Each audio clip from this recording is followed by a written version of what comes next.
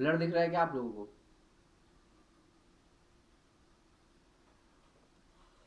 ये मत दिएगा।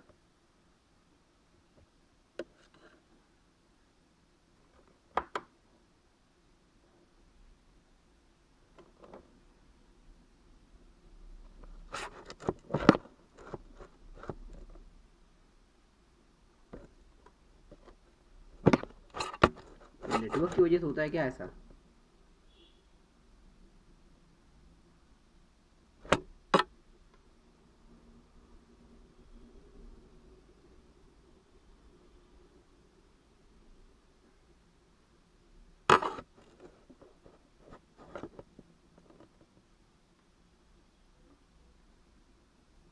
आप दिख रहा है सबको ना, है ना?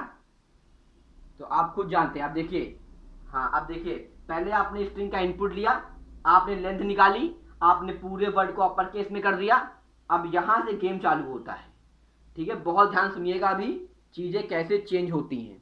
ठीक है, तो अब देखिए क्या किया हम लोगों ने, हमने लूप लगाया 65 से 90 और दूसरा 0 से लेकर 10 तक।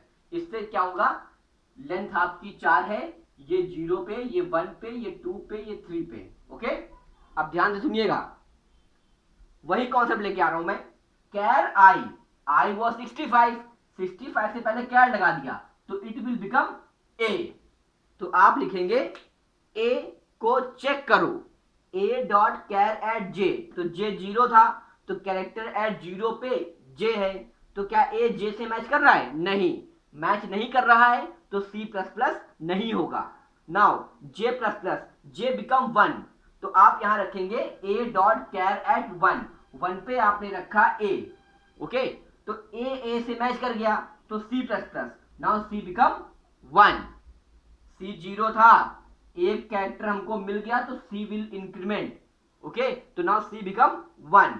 Now J loop become 2, A dot char at 2, तो 2 पे आपने रखा हुआ है वी, तो यहां पे वी आ जाएगा। अब आप खुद देखिए, ए वी से मैच नहीं कर रहा है तो सी की वैल्यू 1 ही रहेगी। नाउ जे प्लस प्लस, नाउ जे बिकम 3। अब आप ए डॉट कैर एट 3 बोलेंगे, 3 पे आपने रखा हुआ है ए, तो ए से मैच कर गया, कंडीशन बिकम ट्रू, तो सी प्लस प्लस, सी 1 था तो अब सी कितना हो गया? 2 हो गया। अब जे का लूप हमारा खत्म हो गया। अब लूप से जब बाहर आएगा तो वो एक कंडीशन चेक करेगा, सी मोर देन 0, कंडीशन ट्रू, क्योंकि सी 2 था और 0 से बड़ा है।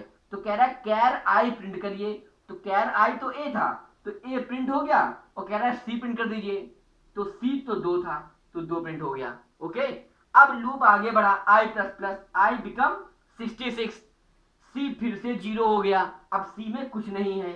ओके, अब यहां पे आई कैर आई लिखा हुआ है तो आप यहां रखेंगे बी। अब बी अपने आप को 0 से लेके लेंथ तक, मतलब यहां से लेके यहां तक चेक करेगा, तो बी अपने आप को कहीं नहीं पाएगा, तो सी की वैल्यू बढ़ेगी नहीं। तो जब सी की वैल्यू बढ़ी नहीं तो जब लूप से बाहर आएगा तो सी इज नॉट मोर देन 0, तो ये खत्म ही नहीं होगा क्वेश्चन, मतलब ये स्टेटमेंट प्रिंट ही नहीं होगी।